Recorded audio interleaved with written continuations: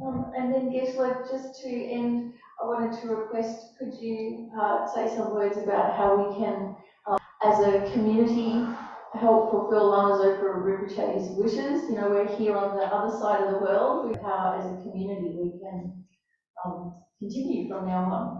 Mm-hmm. Yeah. So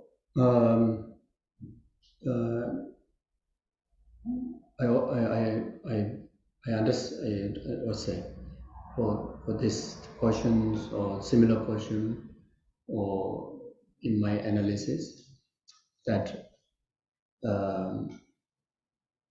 like the any Buddha, then any Guru, like Kyabje Lama Zopa Rinpoche too, there's general wishes for everyone, which is same to everybody, is wishing us to, quickly get freedom from samsara and actualize liberation.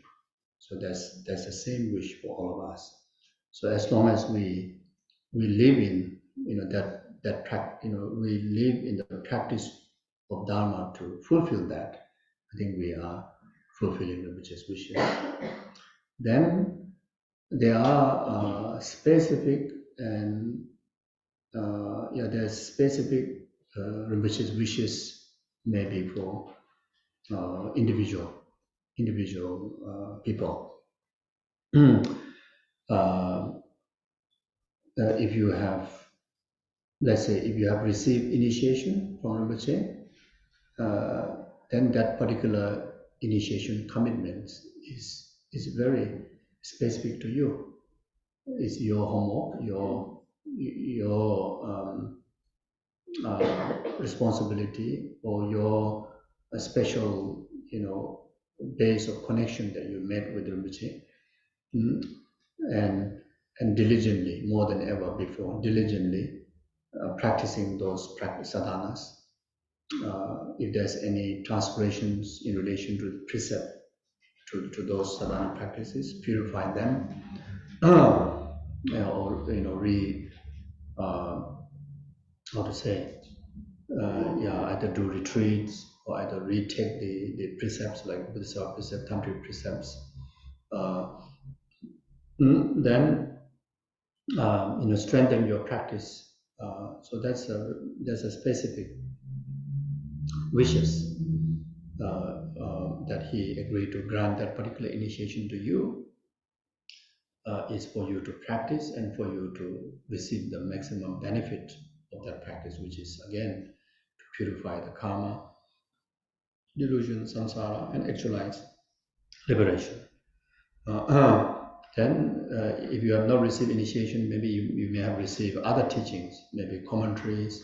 If you have received Lamrim commentary, then more than ever before, you try to study more deeper level, contemplate, meditate, and actualize. Try your best to actualize realization on the Lamrim path, or just one of the subject. Maybe you just happen to feel connected to Rinpoche, and you regard him as one of your teacher, guru, just because of through online that you heard Rinpoche and Rinpoche's teaching about death and impermanent, or whatever teaching. Then, in particular, that particular subject, you try to learn more, meditate, and receive all the benefit, spiritual benefit. And those of you who have received Sangha vows from Rinpoche, then this is your specific, wishes in relation to Rinpoche that one should strive to fulfill by keeping the vow purely. Make more firm dedications of the rest of your life in the vow. Then do your very best as a sangha. What you're supposed to do. So then there are certain individuals may have certain projects Rinpoche must have inspired to. Either you inspire Rinpoche's life, and you may have certain virtuous project, or Rinpoche must have given some particular project to you to do. It could be even satsang making projects, book printing projects, writing projects, serving in hospice, serving in the center, like directors, like SPCs, like committees. There could be many different assignments that Rinpoche inspire you to do, and uh, and you fulfill Rinpoche's wishes by taking your job seriously, and more than ever before, you get even more committed. In the past, when Rinpoche physically there, whenever we get tired, whenever we struggle, we just say, we just ask him that I want to give up, and you just assign somebody to work for it. But now, Rinpoche is physically not there. We cannot ask that to directly to him, isn't it? There may be other ways, but at least from your side, now I believe this is what I understand, personally understand.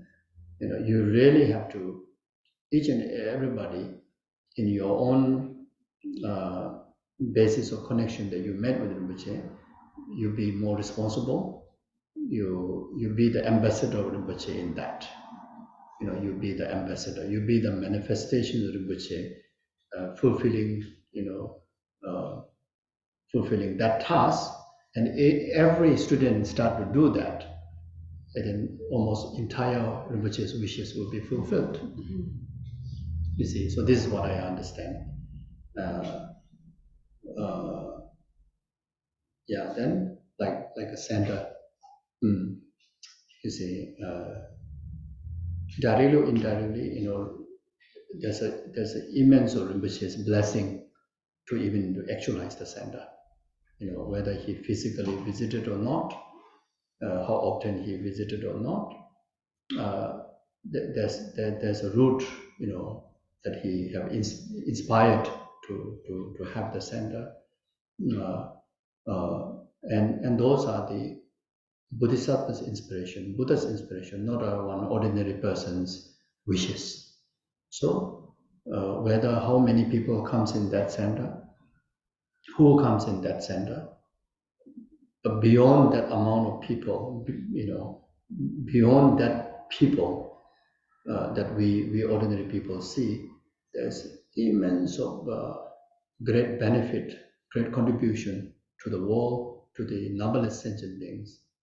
Virtuous benefit it happens, because of the being wishes of Buddha and Bodhisattva. So those are not simple, not simple, not just building one normal home for family to live. So it's really important to preserve them. So even just one tiny thumbnail size tata may have is inspired by Rinpoche, or maybe one letter, of mantra may have inspired by Rinpoche to actualize. All of those are now become relics. It was a relics, but now we should recognize as a relics. It is part of Rinpoche's Buddha Bodhisattva activities, or Rinpoche's in part of his being. So each and every one of them we should treasure. We should preserve them. So I believe more than ever we need to dedicate firm dedication, like immovable dedication, to fulfill the service. So this is what I understand.